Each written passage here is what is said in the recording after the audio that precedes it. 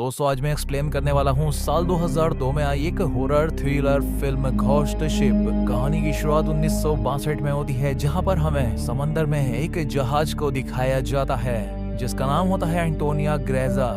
इस शिप के main whole में सभी अमीर पैसेंजर डांस कर रहे होते हैं और तभी हम एक आदमी को देखते हैं जो कि एक लीवर खींचता है और उस लीवर के ऊपर उठते ही एक तार से वो सब के सब नाच रहे लोग मारे जाते हैं। एक बच्ची जिसका नाम केटी था वो बच जाती है क्योंकि उसकी लंबाई कम थी, क्योंकि वो तार उसके ऊपर से निकल गया था। और ये सारा नजारा देखकर वो लड़की जोर से चिल्लाती है। इसके बाद यहाँ क्या हुआ कभी कोई नहीं जान पाया। इसके बाद टाइम आता है प्रेजेंट समय का। 40 साल बीत चुके थे, जहाँ पर हम एक सैल्वेज क्रू को देखते हैं जिसके कैप्टन का नाम शेन मर्फी है। ये एक शिप को बचाकर उसे किनारे तक लाते हैं। खैर अब शाम होने पर ये सभी लोग अपनी जीत की खुशी मना रहे होते हैं। तभी जैक फरमैन नाम का एक आदमी इनके पास आता है। वो बताता है कि मैं एक वेदर सर्विस पायलट हूँ और आज से 40 साल पहले एंटोनियो ग्रेजा नाम का एक शिप समंदर में कहीं गुम गया था और जहाँ तक मुझे पता है वो वेरिंग सी के अंदर है और उसके अंदर बहुत सारा खजाना है और अगर हम लोग उसे ढूंढ लेते हैं तो हम सब के सब बहुत अमीर हो जाएंगे। अब इंसान की फितरत में ही लालच होता है, इसीलिए ये पूरे का पूरा ग्रुप जैक का साथ देने के लिए तैयार हो जाता है। और अगले दिन शॉन मर्फी और उसका पूरा क्रू उस तरफ निकल पड़ता है जहाँ पर वो एंटोनियो ग्रेजा शिप है जो कि 1962 में गायब हो गया था। खैर अब उस जगह पर पहुंचने के बाद ये सब के सब लोग देखते हैं कि वहाँ पर कोई भी शिप नहीं है। ये देखकर ये सभी लोग निराश हो जाते हैं, लेकिन तभी इनके रडार के सामने वो शिप आ जाता है और ये वही शिप था जो 1962 में गायब हुआ था, जिसकी तलाश में ये सभी लोग यहाँ पर आए थे। अब शॉन का एक साथी और जो इन्हें यहाँ लेकर आया था, ये लोग स्टीमर में रुकते हैं जबकि शॉन अपने बाकी साथियों को लेकर शिप के अंदर चला जाता है और यहाँ पर उन्हें बहुत अजीब आवाज आ रही होती है। ये सभी लोग उसका पीछा करते हैं और देखते हैं कि यहाँ के लोग का पेंडुलम आज भी हिल रहा है और जैसे ही उस घड़ी के और करीब जाते हैं पेंडुलम हिलना बंद हो जाता है और अविन मैसन का एक साथी उस पेंडुलम को हाथ लगाने ही वाला होता है कि एक जोर की आवाज आती है जिससे ये सब के सब लोग डर जाते हैं। वहीं पास की टेबल पर एक स्क्रैबल पड़ा होता है जिसके शब्द अपने आप ही बदल जाते हैं और उसमें लिख जाता है वेलकम। अब ये लोग जैसे ही आगे बढ़ते हैं इनके एक साथी के नीचे से फ्लोर टूट जाता है और वो नीचे गिरने ही वाला होता है कि मोरीन उससे पकड़ लेती है और जब उसे पकड़कर ऊपर खींच रही होती है तो उसे नीचे एक बच्ची दिखती है और ये वही बच्ची है जो कि आज से 40 साल पहले उस वायर से कटने से बच गई थी। लेकिन आज भी इस बच्ची की उम्र उतनी ही है, जिसका मतलब था कि ये उस बच्ची की आत्मा थी। अब अगले ही पल मोरीन की आंखों से वो बच्ची गायब हो जाती है। यहाँ पर मोरीन को कुछ समझ नहीं आता कि उसने अभी जो देखा था वो सच था या उसका वहम। खैर अब अपने साथी को ऊपर खींचने के बाद ये लोग एक केबिन में जाते हैं और ये लोग देखते हैं कि यहाँ पर एक वॉच है, लेकिन ये वॉच आज के जमाने की थी। लेकिन ये शिप तो 1962 में गायब हो गया था और उस वक्त ऐसी वॉच बनती भी नहीं थी। इनका जो कैप्टन शॉन होता है वो कहता है कि शायद हमसे भी पहले यहाँ कोई आ चुका हो और शायद ये वॉच उसी की होगी। इसके बाद ये लोग शिप का मैनुअल लेकर वापस अपनी स्टीम में आ जाते हैं।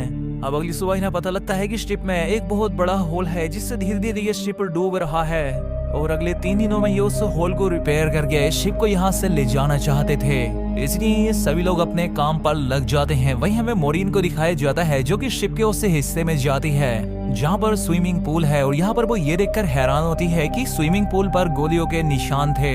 खैर वो स्विमिंग पूल की जांच करके जब ऊपर आ रही होती है तो उसे फिर से एक बार वो बच्ची दिखती है, जिससे डरकर वो वापस स्विमिंग पूल में गिर जाती है और उसका सर स्विमिंग पूल में टकराता है और उसके सर से खून निकलना शुरू हो जाता है। लेकिन वो स्विमिंग पूल उसके खून को अपने अंदर एब्जॉर्ब कर लेता है। वो एक बार फिर से ऊपर देखती है जहाँ पर वो बच्ची थी, लेकिन अब वहाँ पर जैक होता है। जय उसे ऊपर खींच लेता है और उन दोनों के यहाँ से जाने के बाद वो स्विमिंग पूल पूरी तरह से खून से भर जाता है। अब जैक और मोरीन आगे जाते हैं। मोरीन एक दरवाजे को खोलती है जिससे बहुत सारा पानी निकलता है। ये दोनों उस दरवाजे के अंदर जाते हैं और वो दरवाजा अपने आप ही बंद हो जाता है, इसलिए इन्हें आगे बढ़ना पड़ता है। आगे बढ़ते हुए ये लोग एक केबिन तक पहुंचते हैं जहाँ पर की 9 लकड़ी के बॉक्सेस होते हैं। ये यहाँ पर अपने बाकी साथियों को भी बुला लेते हैं और जब ये उन बॉक्सेस को खोलते हैं तो हर एक बॉक्स के अंदर 28 गोल्ड के बार होते हैं। इनमें बहुत सारा खजाना था। इस सोने को देखकर ये सब के सब लोग बौखला जाते हैं, इसलिए ये तय करते हैं कि ये शिप को यहीं पर छोड़कर ये सोना लेकर यहाँ से निकल जाएंगे। इसलिए ये लोग सारे का सारा सोना अपनी बोट में रख देते हैं। ये लोग बहुत खुश हो जाते हैं, लेकिन तभी इनकी बोट पर दिखाया जाता है कि इनकी बोट के जो गैस का नोक था वो अपने आप ही चालू हो जाता है, जिससे हवा में गैस फैलना शुरू हो जाती है। वहीं मोरीन एक बार फिर से उसी बच्ची को देखती है जो कि उसकी तरफ तेजी से भागती हुई आ रही थी क्योंकि वो उसे वार्न करना चाहती थी, लेकिन कोई उस बच्ची को ढकेल देता है। वहीं दूसरी तरफ मोरिन द साथी बोट का इंजन ऑन करता है जिससे उसमें ब्लास्ट हो जाता है और इस ब्लास्ट में उसकी जान चली जाती है। मोरिन यहाँ पर काफी कंफ्यूज है क्योंकि वो उस बच्ची के बारे में जानना चाहती है जो उसे बार बार दिख रही थी। वो शिप के डेटा में पैसेंजर्स के नाम चेक करती है जिससे उसे पता लग जाता है कि जो बच्ची उसे दिखती है उसका नाम केटी है। वो केटी के रूम तक पहुंच जाती है जहां उसे केटी का स्केलेटन मिलता है। वो समझ जाती है कि अब तक जो केटी उसे दिखाई दे रही थी वो उसकी आत्मा है। वहीं हमें शॉन को दिखाया जाता है जो कि कैप्टन रूम में बैठा होता है और तभी उसके सामने शिप के कैप्टन की रूह आ जाती है। वो उसे गिलास में शराब डालकर देता है, साथ ही वो उसे एक फोटो देता है जिसमें कि एक शिप था जिसका नाम था लोरेली। कैप्टन बताता है कि आज से कई साल पहले यानी 1962 में हमने इस शिप को रेस्क्यू किया था और इसी शिप के अंदर वो सोना था जो हम अपने शिप एंटोनिया ग्राजा के अंदर ले आए, लेकिन इसके ठीक 2 दिनों के बाद हमारा शिप गायब हो गया। इसके बाद कैप्टन की आत्मा शॉन मर्फी को एक और फोटो दिखाती है और जब शॉन मर्फी उस फोटो को देखता है तो उसके चेहरे का रंग उड़ जाता है। वहीं हमें मोरिन को दिखाया जाता है जो कि उस बच्ची की आत्मा के संग बैठी होती है। वो बच्ची उससे बताती है कि इस शिप में बहुत सारे लोगों की आत्माएं हैं और जो ये सब कुछ कर रहा है उसे बहुत सारी रूहों की जरूरत है और जब उसका ये काम पूरा हो जाएगा तभी हम अपनी आत्माओं की दुनिया में जा सकते हैं। वहीं इनके एक और साथी को दिखाया जाता है जो उस जगह पर पहुंच जाता है जहां पर आज से कई साल पहले शिप पर पार्टी हो रही थी और अचानक से यहाँ का सारा माहौल वैसा ही हो जाता है जैसा 40 साल पहले था। यहाँ पर वो सिंगर भी थी जिसके गाने पर सब लोग नाच रहे थे और तभी उस सिंगर की आत्मा इसे ट्रैप करके इसकी जान ले लेती है, यानी कि अब इनके 2 लोग मारे जा चुके थे। वहीं इनके 2 और साथियों को दिखाया जाता है जिन्हें की बहुत अच्छा खाना मिलता है और ये उससे खाने लगते हैं, लेकिन अगले ही पल इन्हें एहसास होता है कि वो खाना नहीं बल्कि सोनिया है, इसलिए उन्हें उल्टियां हो जाती हैं। अब हमें शॉन मर्फी को दिखाया जाता है जिसे बहुत कुछ पता लग चुका था, इसलिए वो जल्द से जल्द इस शिप से निकलना चाहता था। वो मोरिन को ढूंढ रहा होता है, लेकिन तभी उसके सामने उसका वो साथी आ जाता है जो ब्लास्ट में मारा गया था। दरअसल ये उसका गोश्त है जो लगातार उसकी तरफ बढ़ रहा था। वही मोरिन भी यहाँ से निकलना चाहती थी, इसीलिए वो उस तरफ आ जाती है जहाँ शॉन मर्फी है। शॉन मर्फी को मोरिन के चेहरे पर अपना वही साथी दिख रहा होता है जो उससे मारने की कोशिश कर रहा था, इसलिए वो मोरिन पर हमला कर देता है, लेकिन मोरिन उसके पैर को जख्मी कर देती है। हालांकि शॉन उसे जैसे ही मारने वाला होता है कि तभी जैक आकर उस पर हमला करके उसे बेहोश कर देता है। जैक वो आदमी है जो इन सबको यहाँ लेकर आया था और क्योंकि शॉन ने इस लड़की पर हमला किया था इसलिए उसे नीचे एक्वेरियम में बंद कर देते हैं। अब इनके बाकी 2 साथी भी यहाँ आ जाते हैं और ये जल्द से जल्द शिप को रिपेयर करके इसे लेकर यहाँ से निकलना चाहते हैं, क्योंकि इसके अलावा इनके पास कोई भी ऑप्शन नहीं है। अब ये नीचे जाकर शिप को रिपेयर कर देते हैं। अब मोरिन अपने एक साथी को ढूंढने के लिए जा रही थी कि तभी उसके सामने वो घोस्ट लड़की आ गई जिसे वो दिखाती है कि उस आदमी की जान जा चुकी है जिसे वो खोज रही है और ये वही आदमी था जो पार्टी रूम में पहुंच गया था। दरअसल उस सिंगर की आत्मा ने उसे सेड्यूस किया था, वो उसके पीछे पीछे गया था और उसकी आत्मा ने उसे ऊपर से नीचे धक्का दे दिया था।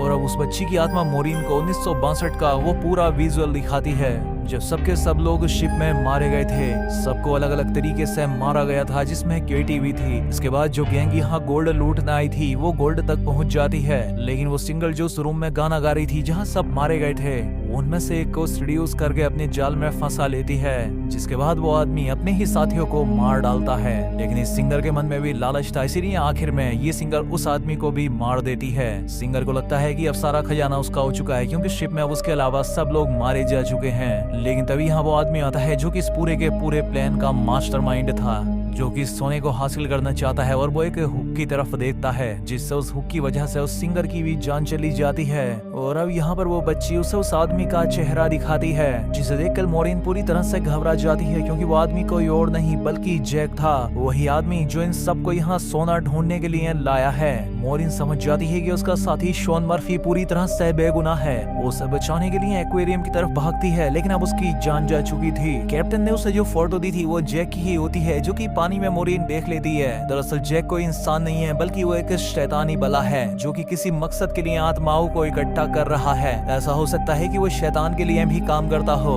और वो यहाँ पर इन सबको मारकर इनकी आत्माओं को भी जमा करना चाहता हो। मोरीन अब अपने साथी से कहती है कि तुम्हें जैक पर नजर रखनी होगी, मैं अपने दूसरे साथी को ढूंढने जा रही हूँ जो कि पानी के अंदर है। मोरीना उस जगह पर जाती है तो उससे समझ आ जाता है कि उसकी भी जान चली गई है, जिससे कि जैक ने ही मार दिया था। वही जैक उस जगह पर आ जाता है जहाँ पर मोरीन ने अपने साथी से कहा था कि वो उस पर नजर रखे।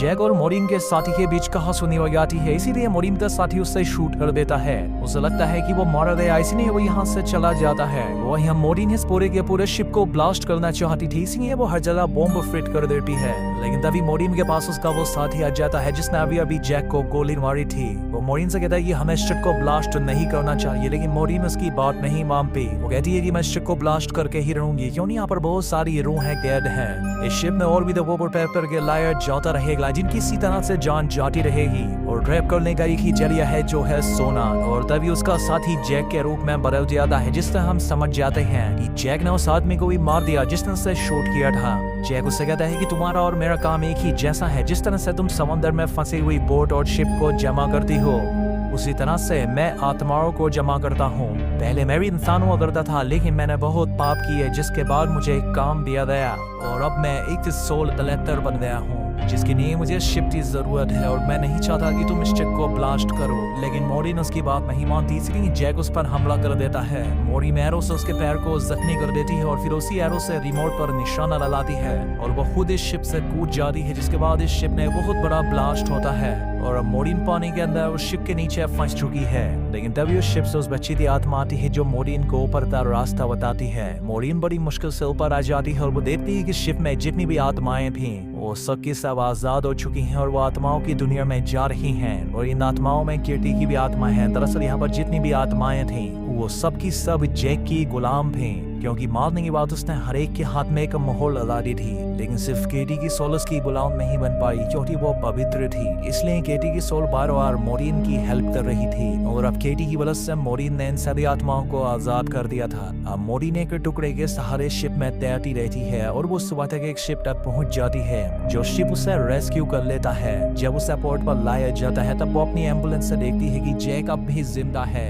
और शिप का जितना भी गोल्ड था वो उसे एक दूसरे शिप में ट्रांसफर कर रहा है, ताकि उस गोल्ड के लालच से वो अपना काम जारी रखे और भी लोगों को फंसाकर उनकी आत्माओं को कैद कर सके, जो उसका काम था। मोरीन ये पूरा नजारा लेकर जोर से चिल्लाती है और अब इसी सीन के साथ ये फिल्म यहाँ खत्म हो जाती है। दोस्तों उम्मीद करता हूँ आपको ये वीडियो पसंद आई हो। ये वीडियो अच्छी लगी हो तो वीडियो को लाइक और चैनल को सब्सक्राइब करें। मिलते हैं हमारी अगली शानदार वीडियो में।